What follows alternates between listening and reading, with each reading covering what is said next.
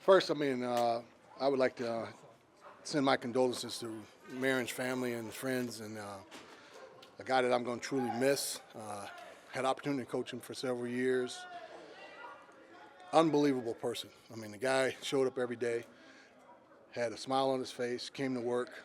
If I could show anybody a model and a role to develop a running back to play in this league, it would be definitely Marion. The guy came to work every day, practiced hard every day, did a great job in the meetings every day. Um, he was a little bit like, obviously, his name Barbarian as a player, very physical player, as a runner, as a protector, and had the ability to run routes out of the backfield. Very unique in that way. But I think the thing that maybe a lot of you really don't know about him is that he was an unbelievable person. Give the shirt off his back, um, invite people over his house, cook dinner for him. He would stop by my home, play with my kids when they were young, and very personable in that way.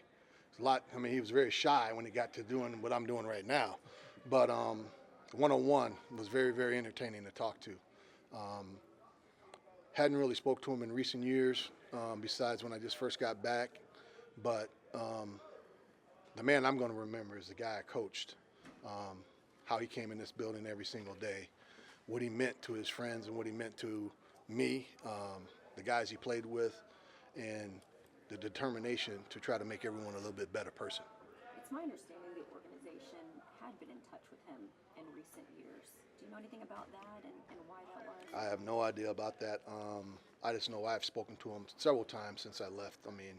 And then within the last couple of years, I have, probably two or three times. Was it tough for him to make the transition? I have no idea. I didn't really talk to him about that. I remember him calling me and telling me, "Hey, coach, I'm retiring." And at that time, it seemed at ease and that his mind was set that that's what he wanted to do. And I didn't know if he had anything planned after that, but his mindset of playing was definitely over. So your last conversations with him, he seemed like he was in a good place and at peace. Matter of fact, it was right when I got back, and I said, "Hey, when I get the opportunity, we get together and we'll sit down and go get something to eat, or sit down and just have a conversation." So he said, "That'd be fine." Probably the most interesting conversation I had was when I was in LA. He had talked about watching games, talked about play style of certain players that we coached, and then he could see that. He goes, "Some of the things that you were talking about, you could see it in the play of some of the players you coached." But they were good conversations. It wasn't something that you wouldn't have that Marion and I would normally not have. So at that point, I thought he was just normal. Had you tried reaching out at all recently or had heard anything about what was going on with him? You know what? To me, I know there was things, but at this point, I want to remember him how I remember him. I want to remember him as a player, as a guy that was a very positive influence on a lot of guys that he was around. A man that would give the shirt off his back to any teammate if they needed it, and extremely hard worker and unbelievable person. We talked about how that when you think about coaching him, it's a model for how to coach running backs. What did you learn from coaching him?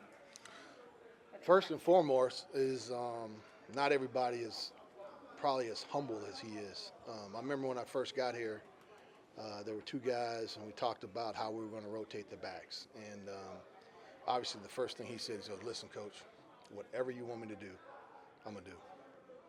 So you want to play one play, you want to play 10 plays, you want to play 30 plays? He goes, "Whatever you want me to do, I'm going to do." That's who he was, and that's how he approached the game. Now, when he was in there, he was full blast, he was full go.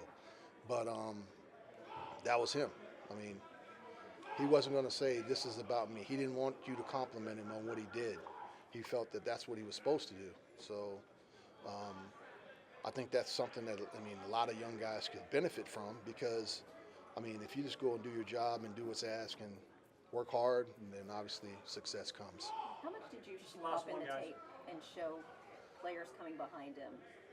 In other words, have discussions about that model and what you expect of them? You say how often? Yeah. Every single season. Really? Matter of fact, we showed it 2 weeks ago. Talking about pass protection, talking about setting, shooting your hands, striking with a purpose, the ability to finish runs, lowering your pads, exploding through the defender. I mean, I utilize him as a model every time I talk about physical play and physical runs and finishing runs.